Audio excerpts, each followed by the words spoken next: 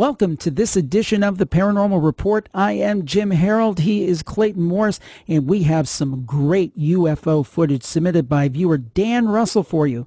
This, Clayton, is amazing. It's called the Sky Fire UFO. Yeah, and Dan is great because he wants to let people know that he's not the one that grabbed this video, but he's friends with and got this video from Sky GR100. That's the person's handle. That's all we know about this individual who is credited for capturing this footage.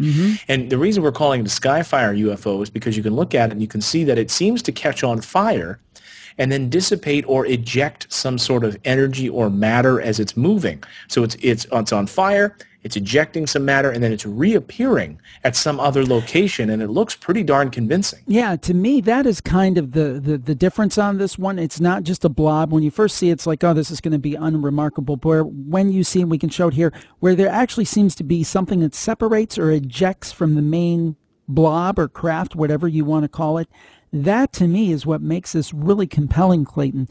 It is fascinating footage.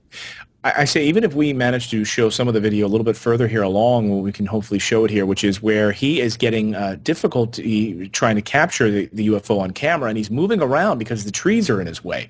And so he keeps trying to move location so he can get a better shot of it. And at one point you see the tree waving in front of it, back and forth in front of it, about halfway through the video. And you can see that he's getting frustrated, but we often talk about how that might be fakeable.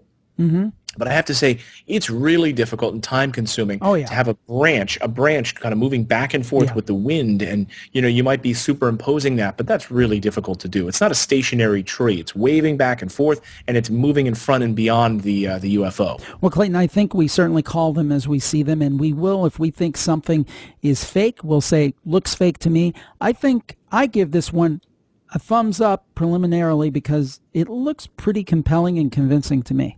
Yeah, I think too. I don't think there's been a lot of fudging with this video. I have to give it a thumbs up as well. I think it's pretty believable. Now, whether or not it's a UFO, we don't know. We don't know if it's some sort of alien craft or is it some sort of meteorological event, some sort of meteor shower or something else. We don't know, but that's why we love doing this show once a week, Jim. Absolutely, and I invite you, and Clayton invites you, to tune in to the full 30-minute show every week. You can find it at youtube.com/The Paranormal Report, or the full downloadable podcast at iTunes, or you can find our iTunes or our iPod app at the iTunes App Store. So thanks so much for tuning in.